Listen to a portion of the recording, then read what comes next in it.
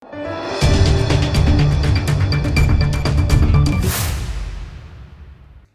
દર્શક મિત્રો, આપ જોઈ રહ્યા છો લોકમૈત્રી ન્યૂઝ. હવે જોઈએ અગત્યના સમાચાર. ભિલાડ ખાતે લગ્ન માટે આવેલા 8 વર્ષનો છોકરો 2 દિવસથી ગુમ હતો. આજે વલસાડ જિલ્લા પોલીસે બાળકને શોધીને તેના માતા પિતાને સોંપ્યો હતો.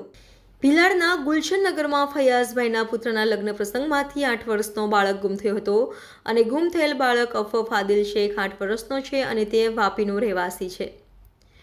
બાળકની શોધમાં 2 દિવસથી પરિવારજનો અને સંબંધીઓ ચિંતામાં મુકાયા હતા. આખરે બાળક ગુમ થયાની ફરિયાદ ભિલાડ પોલીસમાં નોંધાઈ હતી. વલસાડ જિલ્લામાં પોલીસ, સામાન્ય નાગરિકો અને ડ્રોનની મદદ લેવામાં આવી હતી. આખરે બાળક આજે હાઈવે પર CTP પ્લાન્ટ નજીકની ગીચ ઝાડીઓમાંથી સલામત મળી આવ્યો હતો અને બપોરના સમયે બાળક મળી આવતા તેને તાત્કાલિક હરિયા હોસ્પિટલમાં લઈ જવામાં આવ્યો હતો, જ્યાં તબીબોનું કહેવું છે કે બાળક સ્વસ્થ છે. હવે બાળક લગ્ન સમારંભમાંથી 12 કિલોમીટર દૂર વાપીમાં કેવી રીતે આવ્યું તે અંગે પોલીસ તપાસ કરી રહી છે.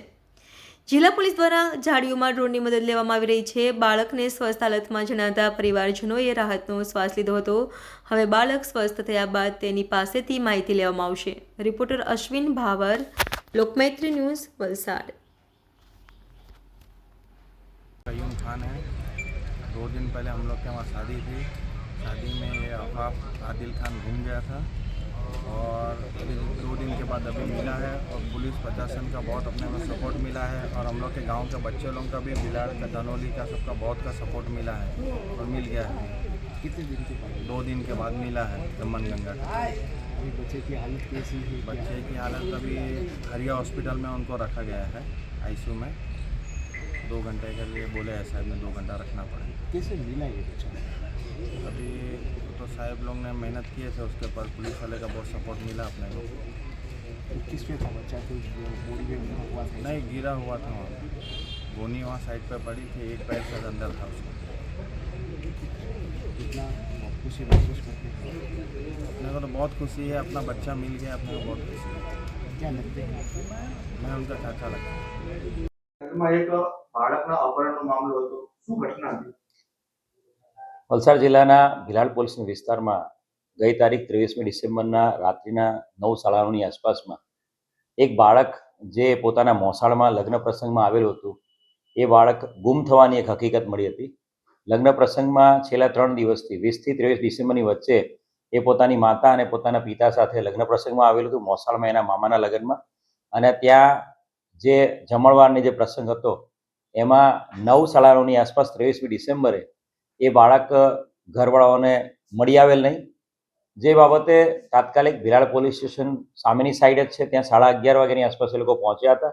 લોકલ લેવલે શોધખોળ કર્યા બાદ પોલીસ સ્ટેશનમાં રાત્રે જ માઇનોર દીકરો છે, સગીર વયનો દીકરો છે, એટલે તાત્કાલિક ગુનો દાખલ કરવામાં આવ્યો હતો.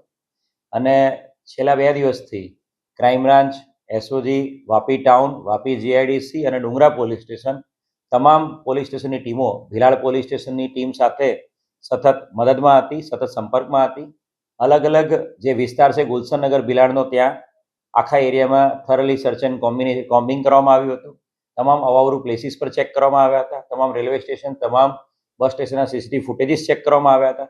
સાથે સાથે વાપીના અલગ અલગ ઇમરાનનગર, ભડકમોરા એ વિસ્તારોમાં પણ અને વાપી રેલવે સ્ટેશન પર પણ search operation, CCTV camera search અને કોમ્બિંગ કરવામાં આવ્યું હતું. આજે એક સફળતા આમાં મળી છે.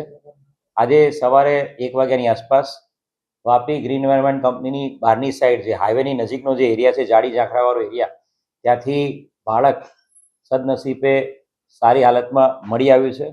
બાળક જીવતું છે, બાળક સ્વસ્થ છે. બાળકને તાત્કાલિક હરિયા હોસ્પિટલમાં એડમિટ કરવામાં આવ્યું છે અને ત્યાંની આગળ સારવાર ચાલુ છે. બાળક કયા સંજોગોમાં ગુમ થયું હતું અને બાળક કોની સાથે ગયું હતું, આ તમામ દિશામાં હાલ પોલીસ તપાસ કરી રહી છે.